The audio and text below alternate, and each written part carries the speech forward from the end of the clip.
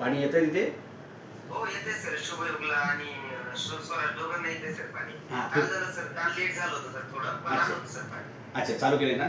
Yes. हो sir, हो. छान छान. हो. कसं आहे, ती सुद्धा माणसं आहेत, त्यांना सुद्धा गरजा आहेत आणि 1 तासाच्या हो, पाण्यामध्ये सर. कसं त्यांचं होणार, बरोबर ना? नाही चांगलं सर, त्यांचे भरपूर फ्लॅट आहेत सर, नंतर बघितले मी, जास्त फ्लॅट आहेत त्यांचे सर. हो, मला सांगा ना, 1 तासाच्या पाणी सप्लायमध्ये 94 फ्लॅट कसं भागवणार?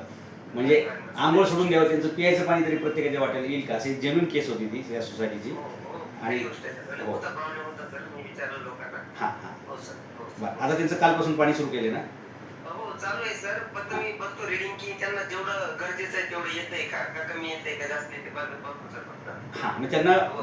जेवढी त्यांची गरज आहे ना, गरज आहे तेवढं आलं पाहिजे. आपले जे शासनाचे काही प्रति माणसी जेवढं लिटर पाणी लागतं की नाही, 35 किंवा 40, बरोबर. बरोबर ना? बरोबर. तेवढं तरी देणं आपली पालिका बांधीलकारक आहे, बरोबर की नाही? हो सर, साहजिकच आहे. हो, आणि आपण माणुसकीच्या दृष्टिकोनातूनच नव्हे तर प्रशासकीय चौकटीतून पण त्यांना मदत करतोय हो की सर, जे बरोबर. कायद्याने शक्य आहे तेच, कायद्याने बरोबर? शक्य आहे. येस. तुम्ही त्या सोसायटीला पाणी दिलं त्याबद्दल त्या दिवशी पण अभिनंदन केले, पुन्हा एकदा अभिनंदन करतो सर, तुमचं. Sir, sir. Yes yes. हां, ओके हो, ओके सर. ओके. थँक्यू.